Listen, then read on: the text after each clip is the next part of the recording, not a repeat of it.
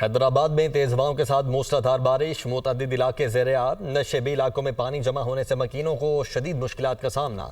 मूसलाधार बारिश के बायस दुकान की छत का एक हिस्सा गिर गया। मलबे तले दबकर एक शख्स जाँ बहक, 3 जख्मी हो चुके हैं। तो हैदराबाद में तेज हवाओं के साथ मूसलाधार बारिश हुई और मुतअद्दिद इलाके ज़ेरे आब आ चुके हैं। अल्ताफ कोटी हैदराबाद से हमारे साथ मौजूद हैं। अल्ताफ, बताइएगा क्या सूरत हाल देख रहे हैं यहाँ पर?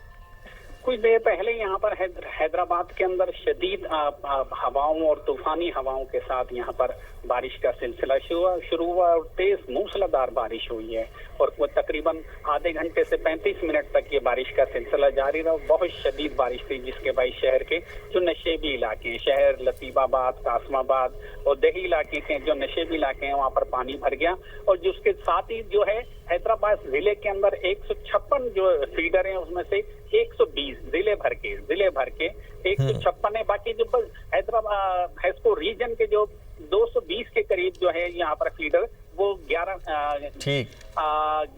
वाट के 1100 वाट के वो जो ट्रिप कर गए हैं। बिजली की बहाली के साथ ही जो ठीक है, बहाली के इंतजाम भी अभी जारी हैं। बहुत शुक्रिया अल्ताफ कोटी आपका।